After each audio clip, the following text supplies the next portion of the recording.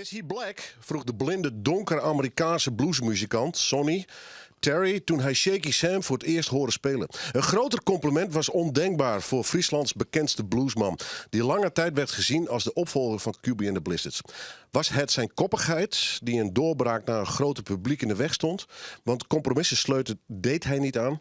Van nieuwe muziekstromen moest hij ook maar weinig hebben. Shaky Sam speelde de blues en was de blues. En dit zit op de achterkant van een boek dat inderdaad Shaky Sam's kreun is. Sjoerd de Boer. En de broer van Shaky Sam, Jan Vlietstra, is hier rijk. Want, leef eerlijk wijzen, Shaky Sam zijn echte naam weer Simon Vlietstra. No? Simon Vlietstra, ja. Ik begin eerst met broer Jan. Ja. Het is al een tijd vriend dat hij verstoor. 41 jaar. Ja. Mist hem nog volgens. Alle dagen. Ja? Ja. Wat voor persoon wie hij voor daar?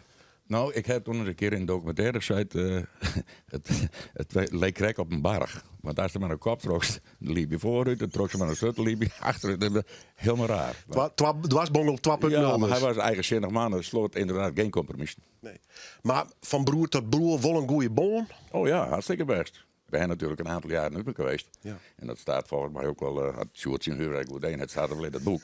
Maar ja, dat is een mindere periode, maar later is het hartstikke best gaan. Ja. Ik ben vaak met hem met geweest, de Rodi. Ja. De boel opbouwen en tillen, dit en dat, en autorijden. Ja, het was altijd wel gezellig. Mooi dat er een boek is, nou. Ja, prachtig. Ja. Ja, Eerbetoon. ja het is een hele... Ik denk dat Sjoerd zijn huiswerk goed een heeft. Ik moet het nog lezen. Maar ik vind het wel prachtig dat er na zoveel jaar nog zoveel belangstelling voor zijn muziekcarrière was. Ja. En ik heb hierheen gereden in een auto en dan luister ik even naar QB. Maar dat was ook een maat of een goede kennis. Hele andere stijl. Heel andere stijl, maar ook prachtig. Heel veel bluesstijlen ben mooi, alleen die van Sim vond ik de beste. Ja, correct. Sjoerd, schroer van dit boek over Shaky Sam. Schroer, docent en muziekliefhebber. Ja. In willekeurige volgorde? Ja, volledig. Ja? Ja. Maakt niet uit. Ja, wij in Friesland kennen Shaky Sam. En ik denk de bootnek wel in de blueswereld nog steeds. De Ja, maar ja. die gongen ze toch best nog wel wat omheen. Hoe kwam het ook bij Shaky Sam te lopen? Ja, nou ja, als je in Friesland geboren wordt en opgegroeid in Dokkum dan in de jaren 80, dan zit je eigenlijk midden weer in een soort van blues-explosie. En dat gebeurde toen ook. Mijn broer die had een bandje, die speelde de covers van Shaky Sam. En dan kom je het vanzelf tegen. Ik liep de kamer binnen. Dit is mijn eerste, zeg maar, kennismaking met Shaky Sam. Er zat een of ander vaag bandje in het cassettedek en ik wist niet wat het was. Nou, het zal wel weer leuk worden, want er zat al het blues in. Dus ik druk op de knop en dan komt een authentieke country blues komt er uit. En dan deed mijn broer altijd een spelletje. En dan zei hij van, we moesten altijd raden wat de zwarte blues was en wat de blanke blues was. En de blanke blues was altijd minder. Hè? Inmiddels denk ik van, nou, dat ligt wat dichter bij elkaar dan we toen dachten. Maar ik zei, ja, dat is donkere blues, dat is Amerikaans, dat is authentiek. Dat is, nee, die komt uit Franeker. Nou ja, dan valt je bek los. Dat is natuurlijk prachtig. En daar begint het natuurlijk af van, wat was dit? Nou ja. En dan kom je ook nog eens een keer met dat bleek dan later, dan ken ik die muziek al. Toen bleek ik in de klas te zitten op de middelbare school met de zoons van David Gardeur, de pianist van de band. En dan kom je daar thuis en die heeft altijd mooie bandverhalen. En ja, dan hoor je ook de vervelende kant, hoe het afliep. En dat verhaal, dat neem je natuurlijk ook mee. Ja. Jaren later dacht ik, eigenlijk wil ik dat verhaal nog eens een keer weten hoe dat nou echt zat. Nou ja, vandaar. Koest alles wat opjipje of win er wel wat warm dicht intussen? Het doet een meestelijk verhaal. Hè? En de ene is de hele jippen oren en de oren vindt dat soms moeilijk. Hè? Nee, ik begon bij David dus. En die had nog wel heel veel namen. En die had ook nog wel heel veel contacten. En dan via kom je bij Jan terecht. En dan heb je al twee personen die heel veel weten. Maar er gingen ook wel dingen gingen mis. Jan Dijkstra bijvoorbeeld. Daar heb ik nog wel eventjes mee aan de lijn gezeten. En die stierf tijdens het proces van het schrijven van het boek. Niet meer kunnen spreken. En dat geldt ook voor Klaas van Meulen, de mondharmonica-speler. En dat is wel heel erg jammer. Want Klaas van Meulen met name, die speelde in een duo. En daar had ik nog wel wat vragen over. Dus ja, dat is dan jammer. Ze komen wel ter sprake hoor. Maar ja, niet de persoonlijke verhalen van hem. Via vrienden kom je dan wel weer ergens achter natuurlijk. Maar ja, dat is dan maar zo. Maar ik denk dat het verhaal redelijk volledig is. Maar ja, ik kan ook zo wat plekken aanwijzen van laat de lezer maar gewoon bepalen of het zo is of niet. Krijg vast wel eens een mail en dan komt er misschien nog eens wat bij Daarom leggen we het op de stapel en dan voor de volgende editie. Broer, weer muzikant, eigenzinnig. Ja. Hoe hier hij dat met orenmuzikanten?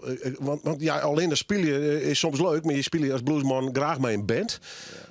Wie dat ingewikkeld of juist net? Wie hij op het muzikale met weer heel makkelijk misschien, of Nee, niet? niet. Echt net. Wat ik al zei, compromissen sloten niet. Het moest niet anders. Ja. Dat weet ik ook van zijn korte carrière bij Battlehouse.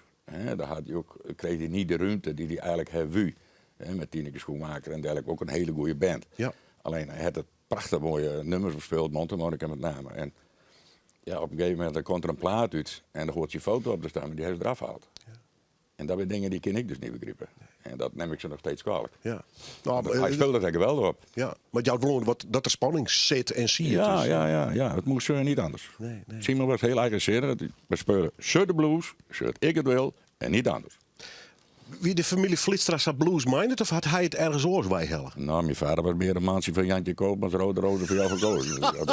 Oh jee, ja. En de huilende zigeunerjongen. Ja, nou, mijn moeder was heel muzikaal. Mijn zusje Wilke kon ook heel mooi zingen. En broer Simon, ja, die had het hem zelf aanleerd allemaal. En, Maar kocht er LP's dan? Of stiet er een radio ergens te draaien met hij blues? kocht wel LP's. En ja, ik heb ze allemaal bovenop zolder. En ik wil 200 LP's hebben. John Lee Hooker, B.B. King, Lightning Slim Hopkins en noem ze allemaal maar op. Terry en allemaal, die had hij allemaal. En daar maakte hij zelf zijn eigen keuze uit van nou, dat vind ik mooi of dat vind ik niet mooi. Ja. Er wie nog programma's? Nou ja, sommigen leven net meer, maar voor de rest koest het verhaal Sjoerd wel aardig delf zetten dus. Want is dit vooral een levensverhaal of een muziekverhaal? Of is het een combinatie? Nee, een combinatie. Ja, het begint met ook even de geschiedenis van de familie speelt er een rol in. Nou, is dat de achtergrond, hè? Dus, ja, achtergrond. Maar het gaat met name om muziek. Er staan teksten in, er staan verslagen van concerten. Hij heeft een aantal keer bij Session speelde die. Nou, dat is prachtig om te reconstrueren, want die opnames zijn er nog. En er worden ook gesprekken gevoerd. En soms zijn ze hilarisch. En dat kon ik niet laten om dat even op te nemen. Dus dat is, dan moet je vooral gaan lezen. Dat is echt heel leuk. Wat wil je van hem het muzikale hoogtepunt? Wat was zijn beste periode? Nou, hij is een keer derde worden heel aan op een of ander festival. Of een bekend festival, maar een muzikale hoogtepunten. Ja, hij is Wie is populair bij het publiek? Ja. Maar bij het grote publiek of met echt het liedje bluespubliek? Meer het kleine bluespubliek. Ja. De liefhebbers is. Ja, echte liefhebbers. En ja, we hebben overal in Nederland heel veel gespeeld, in Duitsland en dergelijke. Dus ook daar wordt het altijd weer goed ontvangen. We hebben 1 keer een grap gehad in Apeldoorn, geloof ik. En die man die had Simon boekt solo. Ja. Maar ja, die had er een verkeerd publiek. Maar het waren Beatles-fans en geen Blues-fans. ja. En nou, dat ging helemaal niet goed. En toen had Simon toch zich verleiden laten door een stukje van de Beatles te spelen. En zo. Maar hartstikke leuk en aardig. Ik heb me scheel ergerd. Maar het eind van de rit, die man die ook nog niet betalen. Want het publiek was niet tevreden. Nee. Ja, maar ik zei, vriend, door heeft de verkeerde muziek uitzocht bij dit verhaal. Ik zei, moest alleen betalen. Uiteindelijk heb ik hem toch op een redelijke manier overreden om toch even te betalen. Dat is lukt. Maar daar was Simon niet blij met. Nee. Komt op een gegeven periode, gaat het net goed met hem. Nee. En het is ook net goed eindigen. Nee. Hij had hem zelf te kwart in. Ja. Hoe moeilijk wie dat? Want wie is toen nog bij hem? Hier is toch contact met hem? Jongen, ik heb wel 100 keer met hem praten, maar 101 keer dan mislukt dat een beetje te laat. Ik was nu te laat. Ja. Zeg ze toen kom? Nee. Dat net. Nee. Ik vraag me nog altijd af van waarom. Ja. Maar hij wil redelijk zwierig gewoon, toch? Dat kon hij wel wezen, ja. Maar aan de andere kant is het ook een hele luchtige kant. Maar ja, dat willen we krijgen, antwoord krijgen we nooit. Nee.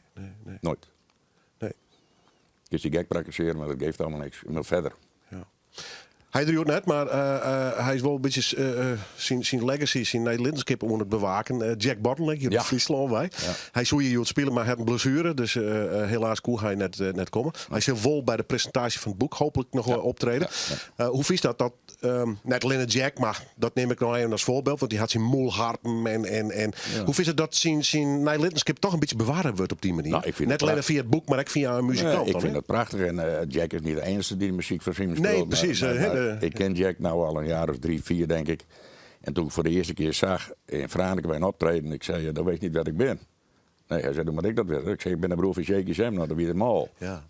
Want hoe je gek op die muziek, en laten we eerlijk wezen, de muziek had hem ook mede geïnspireerd om tot een andere levenswijze te komen. En dat had hij heel goed oppakt. En daar ben ik hartstikke blij om. Ja. Dat is mooi. Maar die Nile Littenskip, net alleen het boek, maar ook muzikaal, trommuzikant. Jack is er een van, daar ben ik meer gelukkig. Ja. Dat vind ik wel belangrijk, dat Shaky Sam gewoon nog leven bloedt. En dan had ik het net Oh, nog Simon ja. Vlietstra, maar Shaky Sam is de muzikant. Hè?